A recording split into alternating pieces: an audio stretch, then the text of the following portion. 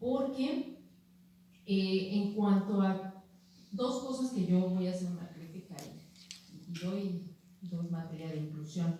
Una, se ha establecido que solamente son las barreras físicas y sociales las que dan pie a la discapacidad, y en muchos casos no es así, y eso es porque se han peleado con el modelo médico en cuanto a la percepción de la discapacidad, porque sí era un tanto paternalista. Y bueno, debemos de recordar que viene de un médico y que por eso no se debe de perder el sentido. Viene de un médico judío que después de la Segunda Guerra Mundial, refugiado en Estados Unidos, veía con tristeza cómo, y perdón por la expresión, arrumbaban a las personas con discapacidad en los hospitales, soldados que habían peleado por su nación, que decían, ya no sirve. Y él dice, no, voy a buscar una manera de rehabilitar a estas personas, y la tradición de los paralímpicos viene de él, y de ahí viene, les pasan del estudio de la beneficencia en materia de discapacidad al modelo médico. Y se quedan muchos años y desde luego con un paternalismo, un modelo paternalista para hacer medicina, le dan la preponderancia al médico y que decida qué tratamientos puede o no recibir, y se hace una concepción de una patología respecto a la discapacidad. Y luego pasamos al modelo social, que es el que tenemos ahorita vigente, que dice, no, pues la discapacidad deriva de estas barreras que la sociedad hace. Sí estoy de acuerdo, porque muchas veces, por ejemplo, no hay material en braille para que la persona pueda acceder a su derecho a la educación, su derecho a la información, pero también en otros sentidos que sí necesitamos conocerlo para saber los alcances, porque al final del día vamos con algún perito, con un psiquiatra, para que nos determine en un juicio de interdicción qué capacidad tiene la persona, tomando en referencia su patología. Porque no hay que perder de vista, la medicina para eso no sirve, y el que esté clasificado en DSM-5 como una patología también ayuda a los estudios, a investigación, y ayuda, en cuanto a rubro de enfermedades mentales, a medicamentos, que es muy cara la atención. Por eso no deberíamos de perder de vista que también el modelo médico en torno a la discapacidad es importante, y que podría ser desde mi punto de vista un binomio interesante con el modelo social.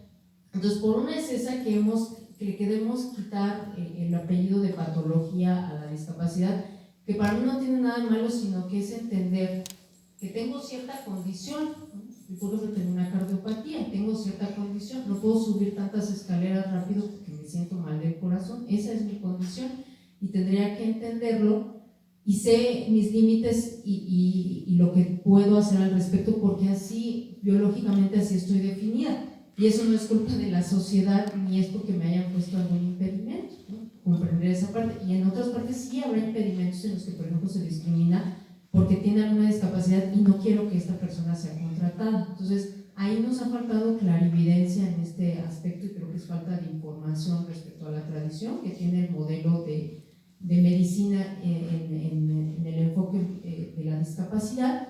Ahí ha faltado ese conocimiento. Y otro muy importante que yo siempre he dicho, bueno, ahora se está pugnando por un modelo de asistencia en el juicio de interdicción, es decir, que no se sustituya la voluntad del pupilo, sino que se haga una asistencia.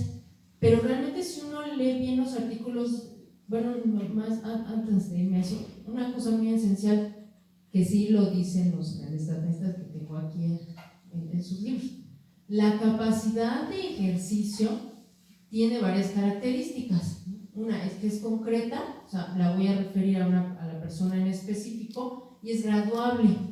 Y eso es un aspecto que se nos ha perdido mucho. Sí, no es la misma capacidad de discernimiento que tiene un chico de 16 años a una persona de 35 años.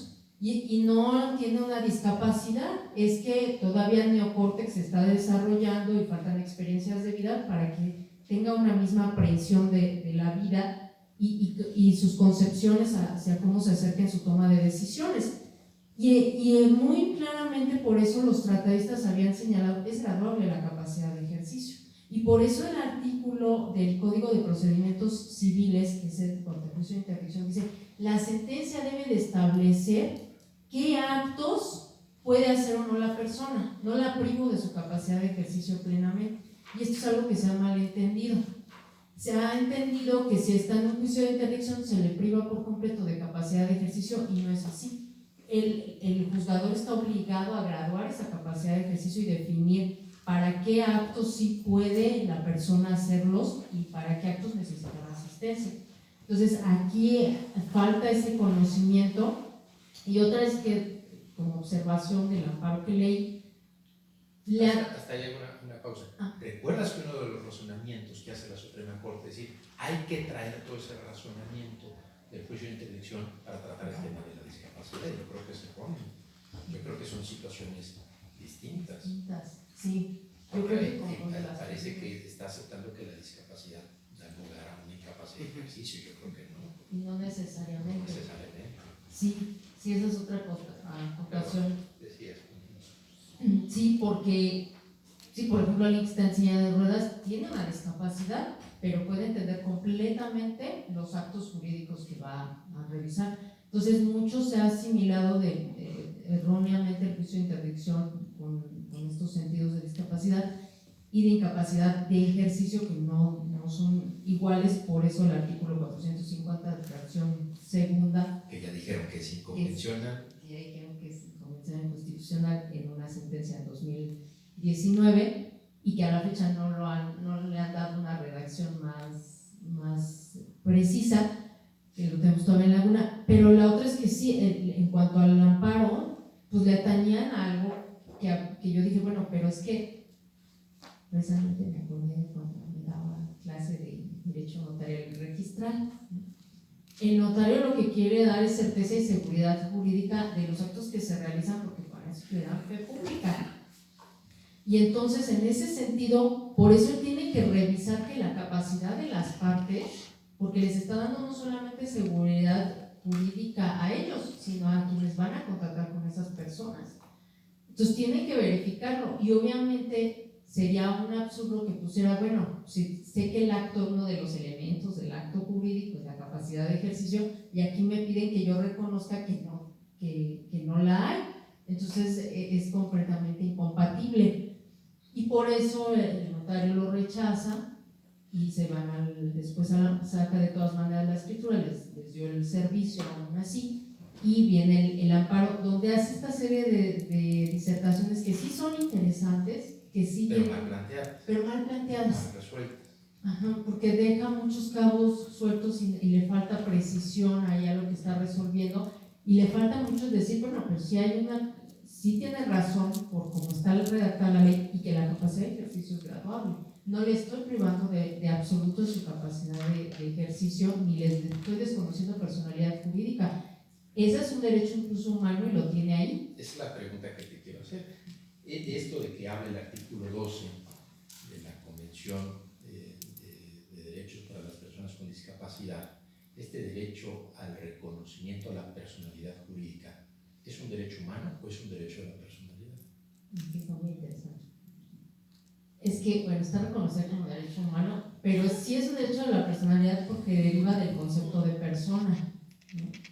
Que o sea, sí es uno y es el otro. Sí, bueno, es que sí vienen los dos, pero da partitura que es que el derecho de la personalidad es ese reconocimiento que jurídicamente le hago a la persona, y entonces la hago de derecho de sujeto de derechos, ¿no? Y ya me viene todo el plasmado, pero digo, para mí, que soy civilista, sí es la personalidad y todos los atributos que le derivan, y por consecuencia la defensa o la derivación de otros derechos a los que tiene acceso, ¿no? Por el planteamiento del rol jurídico que va a desempeñar esta persona dentro del ámbito de los ejercicios de actos jurídicos o recreación de hechos jurídicos por la recreación de la hipótesis. Y entonces eso da pie a que, bueno, es innato, o sea, la personalidad es innata, porque si soy persona, me dice el artículo 22 del Código Civil, tienes personalidad jurídica. Que casi es constitucional, ¿no? Sí. ¿No? Es decir, que es más objetivo que eso, ¿no? Sí, ¿no? Pues tienes personalidad jurídica y eso da pie a todos tus atributos y a que puedas, tienes capacidad de goce y entonces todos los derechos que te asisten. Fíjate, voy a volver a leer, si me lo permite, y los colegas me lo permiten, voy a volver a leer la voz, entre líneas de esta tesis. Fíjate cómo dice.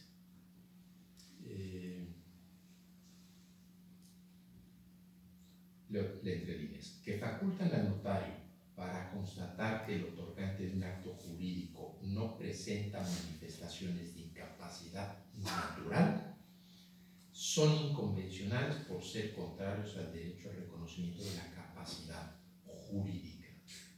Pregunta. Un ejemplo de incapacidad natural, pues lo vemos constantemente.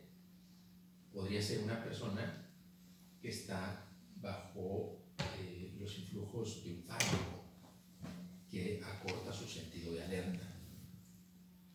Otro ejemplo, pues, cuando una persona sale inmediatamente de ese proceso operatorio, ¿no?, llamado etapa posoperatoria, ¿no?, pues todavía no se encuentra, digamos, al 100% de sus facultades mentales, ¿no? Al menos personalmente, pues yo he recibido a mi mamá y a otros familiares después de una operación y me dicen quién eres, ¿no? Y ya te prepara el médico de que no es que haya salido mal la operación, sino que todavía tienen pues la consecuencia de la sedación, ¿no?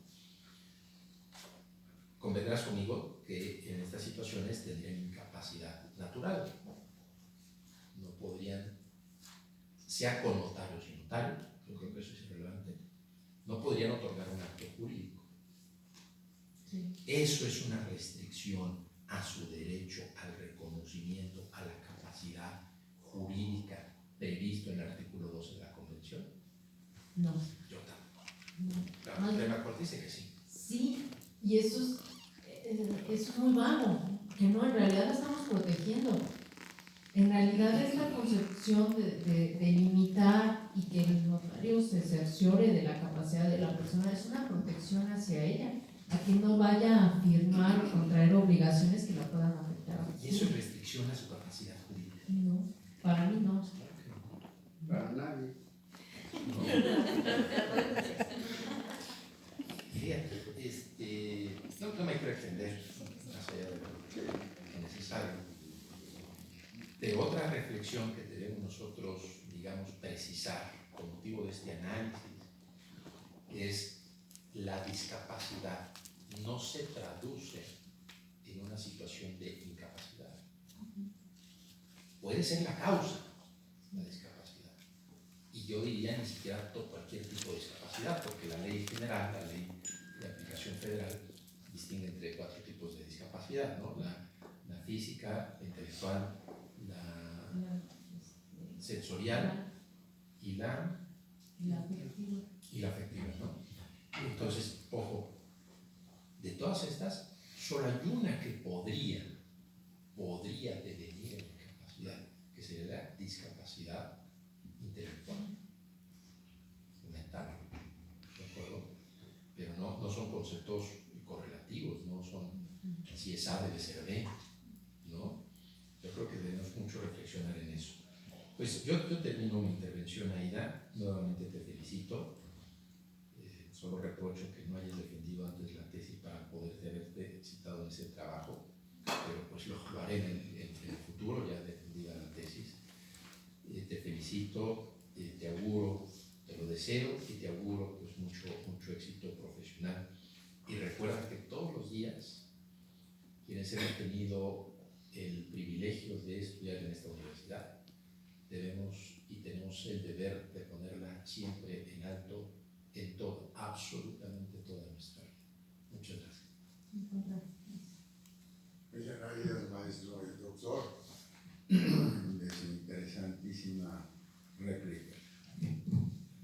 Bueno, pues estamos casi llegando al final. Estoy observando a tus parientes nerviosos, porque están pensando ya que se calle, que ya.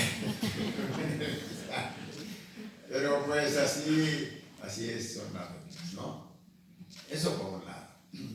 Por otro lado, bueno, pues el tema que han tocado los señores doctores, sinodales, son de tal magnitud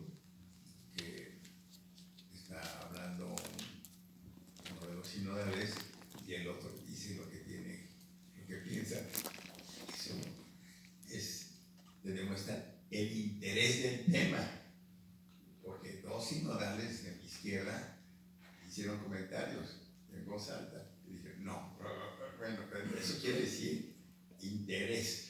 Bueno, tan es interesante que fíjate, Cartagena de Indias, bueno, quiere decir que el notariado internacional se divide en la Comisión de Asuntos Americanos, que comprende desde Canadá hasta Argentina y Chile, ¿verdad? Y la Comisión de Asuntos Europeos, Asiáticos y Africanos. Y como quiera que sea, soy el presidente de la Comisión de Asuntos Americanos por lo que se refiere a estos temas jurídicos, y se armó un debate de 3 días sobre este punto, justamente sobre la responsabilidad del notario. Y bueno, te quiero decir que hay 2 proyectos de leyes en Sudamérica muy interesantes para distinguir la incapacidad de la discapacidad, es decir, que es un tema para otra tesis. Y a lo mejor de esta mesa sale alguna invitación para un debate público sobre el tema, porque verdaderamente es muy, muy importante. Y es que tú, como sinodal, tienes ya preparadas tus preguntas, y dijo la maestra, no, es que ya me la robaron, ¿no? Bueno, eso dijo, porque ya que me robaron la pregunta, eso no está en el código penal, cómo se roban las preguntas. Pero lo robaron la pregunta de lo interés que marca tu tesis, ¿no? De tal manera que yo me quedé sin preguntas porque ya todos son. Se las robaron. Sin embargo, bueno, pues un tema fundamental, si ves cómo está, tú citas, por ejemplo, a Platón, y citas a Aristóteles, y citas a Séneca, y citas a San Tomás de Aquino, bueno, a Schiller. ¿Sobre qué? La dignidad. Háblame de la dignidad. Sí. ¿Qué es eso de la dignidad? Porque además, dijo la maestra, bueno, en el fondo hay un tema de la dignidad. ¿Qué es esto de la dignidad? ¿Y por qué lo tratas con esa referencia, con ese interés? Platícame el por qué lo incluiste. Bueno, porque la idea de la dignidad vino, y voy a nada más decir algo anecdótico, cuando yo estaba haciendo la tesis me sentía muy perdida, la verdad, porque tenía muchas ideas pero no sabía cómo asentarlas. Y decía yo, pero ¿cómo puedo comparar estas dos figuras? Y lo que encontré es que reiteradamente aludía a la protección de la dignidad en cuanto a derechos humanos y derechos de la persona. Y dije, bueno, pues ese es el hilo conductor. Así que después reboté ideas con otro doctor, el doctor Jorge, y me dijo, sí, tu hilo debe de ser la dignidad, porque esa es la que es tan importante y por eso en las declaraciones humanas está referida como fuente de los derechos humanos. Y bueno, de ahí emprendí toda la búsqueda. ¿Y qué sucedió? Que es un concepto que no es jurídico, es de antropología filosófica, es de filosofía, por eso la referencia a los filósofos. Y es un valor, ¿no? Valor como aquello que es apetecible hacia el ser humano, que por eso lo perpetúa a través de sus acciones dentro de la colectividad. Y este valor señala que las personas no las puedo cosificar, no las puedo instrumentalizar, no son medios sino fines, y por consecuencia tienen un valor intrínseco que no se refiere a un valor económico, sino a la valía, lo que me representa esta persona y por qué la tengo que proteger, cuidar. Y busqué y tomé de base a Torralba, que en su libro que es La dignidad humana establece, bueno, ¿por qué decimos que la lechuga, cuando nos dicen si la lechuga es digna y todo el mundo dice no, pero al ser humano sí dicen, no, el ser humano sí es digno? La lechuga, el caracol, el perro no, pero el ser humano sí. Y entonces hace una disertación muy interesante de por qué ha sido tan importante. Y él establece tres sentidos de la dignidad, que es el sentido teológico, ontológico y el sentido ético. Y en el sentido teológico de la dignidad, que es el más antiguo, bueno, se establece que como somos creación del absoluto, de la divinidad, tenemos este lugar privilegiado dentro de la creación y que por eso tenemos un valor innato, inmanente, y que esto nos lleva a acceder a un trato respetuoso y a que yo también respete al otro, ¿no? El sentido ontológico, que es el más clásico y es el que tenemos recogido en Ley General de Víctimas, que es la única ley que define dignidad, porque muchas leyes la mencionan pero no la definen, y la única que yo encontré era la Ley General de Víctimas, que sí lo define en el artículo 5, que es un sentido ontológico muy kantiano, en el cual establece que la dignidad deviene de la racionalidad de los seres humanos y que por consecuencia no se presta que sean tomados como cosas, como objetos, o que sean cosificados. Y el último sentido, que a mí a veces es el que un poquito más me gusta, si me permiten expresarlo, es el sentido ético de la dignidad, que viene desde Grecia con la axiosis, que en Grecia se tenían dos concepciones, el axioma y la axiosis. El axioma era el linaje, el que desciendo, y que por consecuencia yo tenía un trato, gozaba de un buen trato dentro de la sociedad griega, y el axiosis que decía, bueno, pues si no naciste con ello, pues al menos tienes talento, y entonces reta al destino, construye conductas edificantes, y así te dignificas a los ojos de la sociedad. Por eso la tradición del héroe es muy importante en la literatura griega, ¿no? Porque es el que ensalza, el que, bueno, no nació de cuna de oro, pero aún así se sobrepone y se dignifica ante los ojos de los otros. Y esa tradición pasa a la dignitas en Roma, que la dignitas era esta calidad moral que tenía que tener la persona y que se la había también ganado para ejercer un cargo público, la magistratura, que ahora ya no se ve tanto, ¿no? Pero sí era importante que tuviera cierta calidad moral para acceder a la res pública, a la cosa pública, y que ha sobrevivido esta tradición del sentido ético de la dignidad. Por ejemplo, me refiero al derecho al honor, que lo trato en la tesis, como este sentido que tiene un sentido subjetivo y uno objetivo, es decir, cómo me aprecian los demás a mí y cómo yo también llevo a cabo conductas edificantes que me dan una fama frente a la sociedad, una buena reputación. Y también en las indignidades para el testamento, para heredar, también se recrea este sentido ético de la dignidad. Entonces lo podría resumir así. Desde luego hice toda una búsqueda de todos los autores, puse los más sobresalientes que hablaban sobre dignidad, que ahí el que más me gustó es Séneca, por su claridad en pensamiento de decir el hombre es cosa sagrada para el hombre, y creo que en eso se condensa la dignidad. Muy bien, me caes bien. Revisando tu tesis, fíjate que en el 4.5.4, cuando hablas del derecho de disposición del cadáver, me acordé de pues, una historia en relación con esto, el cadáver, porque casi no se toca esto, la donación de órganos humanos en vida o para después de la muerte.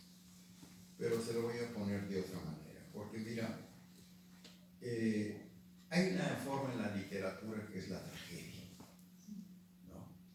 Y yo creo que los tres grandes autores universales pues, son Sófocles, Esquilo y Eurípides. Y este último escribió una tragedia sobre Antígona 496 años antes de Cristo. Y ahí marca un episodio que está tratado por la mayoría de los maestros de filosofía del derecho, pero hasta un límite. Fíjate, este es un tema en donde dos hermanos están peleando el trono de Tebas. Y en la historia, pues se cariña, veces los hermanos se enfrentan. Y aquí, en lugar de que uno mate a otro, como pasó en Roma, los dos se mueren. Y el tema es que le piden a Creonte, que es el gobernante, permiso para enterrarlo, y dice que sí a uno. Y el otro dice que no, que se pudra. Y entonces su hermana dice, no, se tienen que enterrar los dos, porque no voy a permitir que los perros devoren a mi hermano en la calle.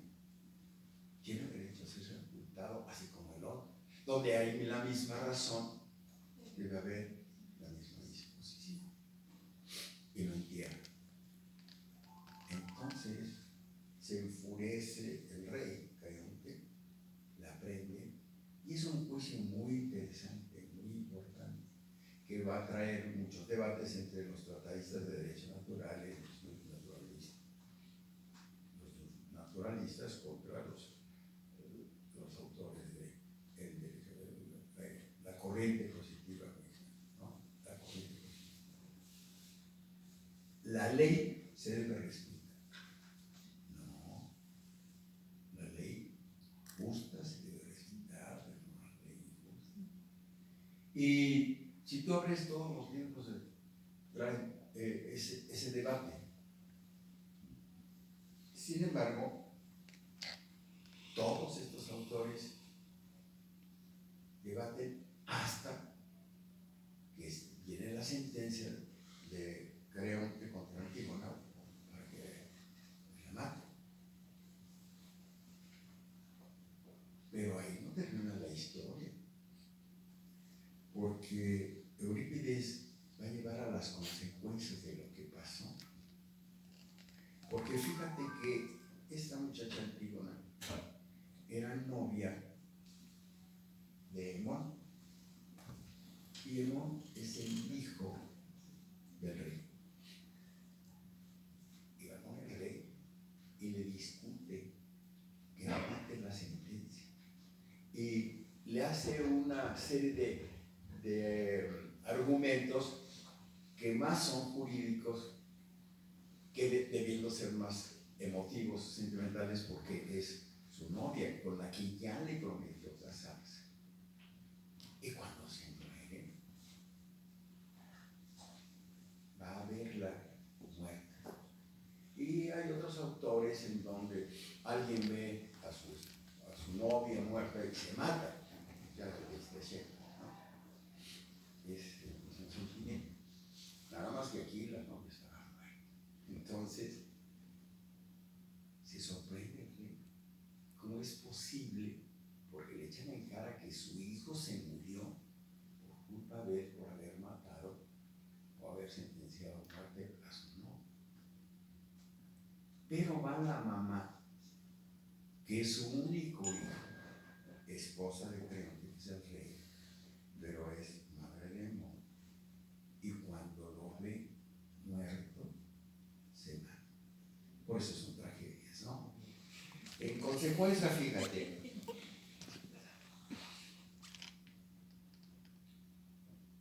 Antígona se mata por honor, porque no hay respeto a la ley, que es el debate jurídico. Pero Hemón se mata por amor.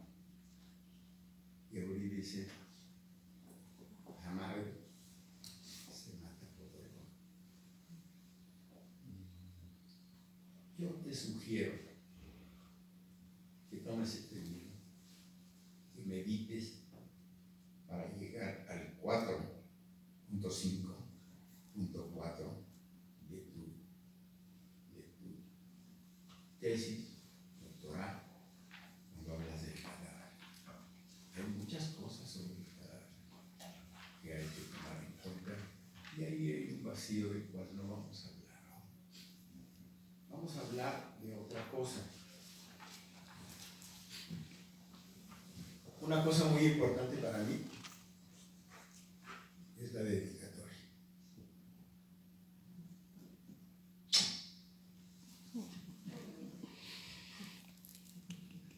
mi madre.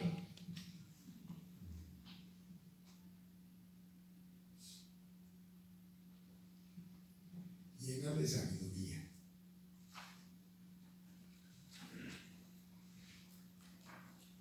Ternura, lealtad, fortaleza, amor. Eres la luz que me da la vida. Menciono a mi hija. Un aplauso a tu madre.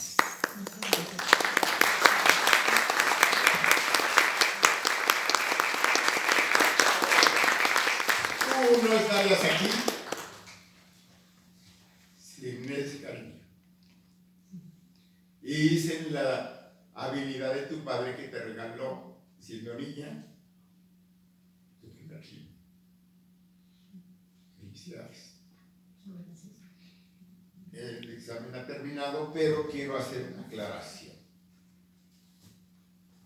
Porque la maestra dijo una frase y aquí hay dos presidentes y nadie se dio cuenta de qué era. A mí me pusieron aquí que dice Otón Pérez Fernández del Castillo y me dijo, usted preside. Yo estoy aquí presidiendo. Pues sí se aprovechó.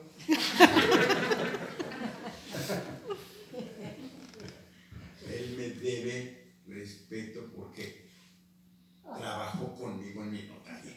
O sea, pero resulta que cuando vino una situación muy difícil en la universidad, en una huelga, y yo me dediqué a dar clases en el camellón, y entonces pues, vinieron muchas agresiones. Mi mamá me dijo, deja eso, hombre, porque te van a golpear y vas a acabar mal y tal. Y dice, no, mamá, pues a ver, es una forma de manifestar mi desacuerdo con la huelga. Dice, pero no te dicen nada. Dice, no, pero no te dicen nada. Ah, no, mamá, pero de ti no sabes todo lo que puedes.